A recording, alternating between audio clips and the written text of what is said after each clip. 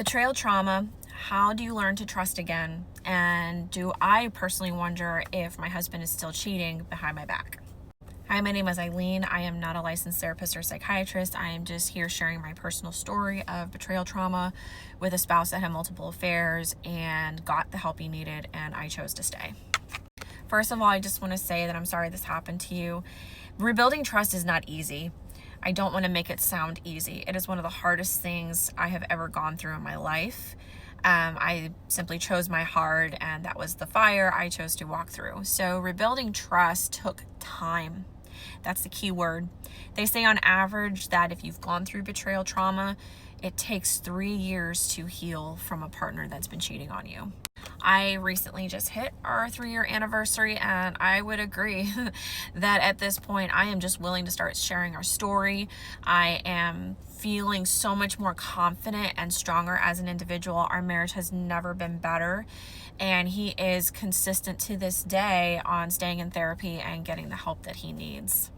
So over time, I would say, like, with the first year, that was very difficult. I definitely thought he was still doing things behind my back. I had certain boundaries in place. So our therapist asked us, and I'll ask you the same question: what would it look like for your partner to have the opportunity to rebuild trust with you? What proof do you need to see? My personal boundaries were that I didn't want him looking at porn anymore. When I realized the actual porn that these men watch nowadays, I realized it's very abusive and demeaning, and I didn't feel comfortable with him lusting after other women. I also realized that porn is a predecessor, essentially a bridge gap to having affairs. Most men having affairs, I would say 99.9% of men having affairs, it doesn't just like out of the blue happen. It starts with porn. I wanted complete access to his phone. So even if he was just scrolling on his phone and I said, "Hey, can I look at your phone?" If he got defensive, that was going to be a red flag for me. Being in therapy is very key. I honestly don't know how people heal from this without being in therapy. Both people, you as the person that is wounded and in a state of PTSD, I might add. I mean, they equivalent on brain scans that a woman or I should say a man or a woman that's been cheated on, their brain scans show the same amount of PTSD that someone who's been through war goes through.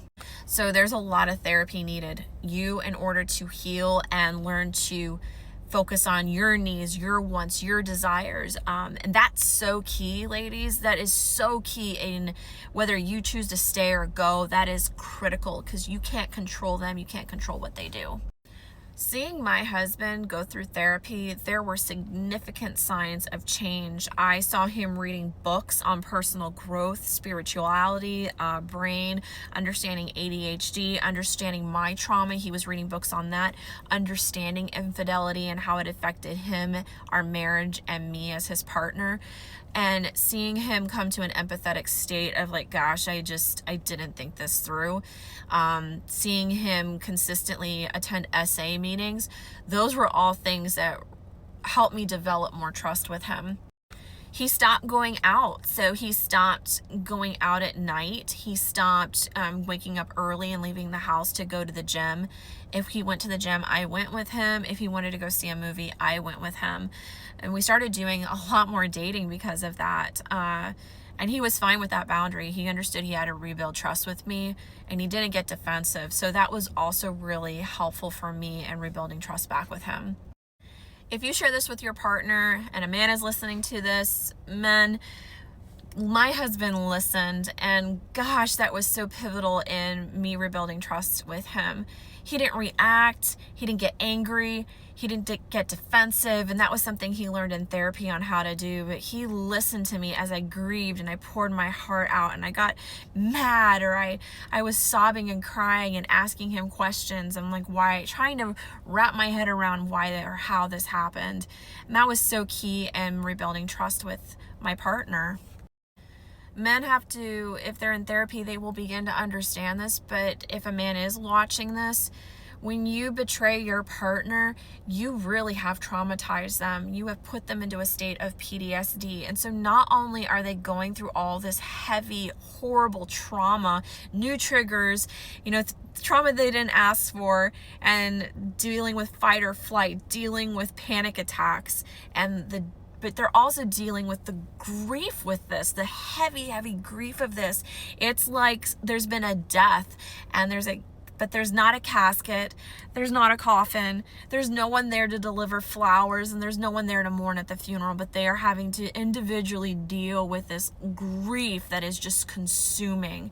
And it takes everything not to spiral out of control, to not go into this deep darkness because of it. You begin to question reality and all of your core beliefs, question a lot of things around you.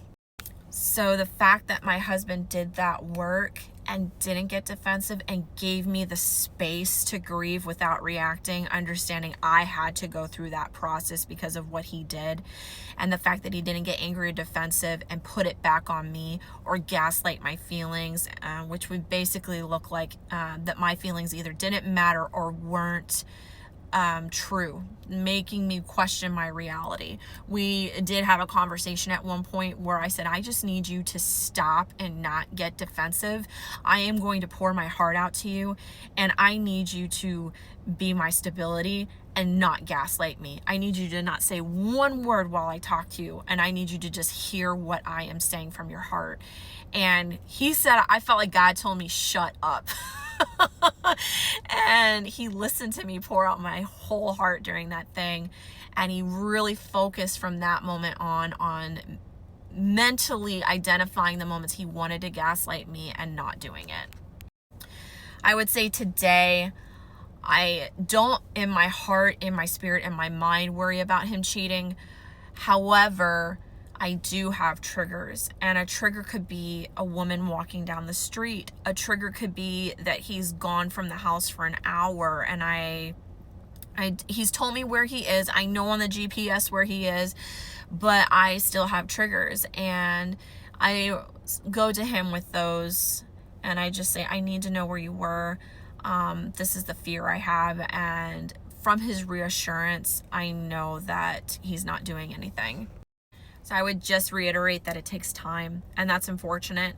It's really hard. I would say either way, whether you stay or go, it is going to take you time to heal from this. And it's also really important that your partner understands that they understand that they're not going to be able to fix this in a week or a month or maybe even a year.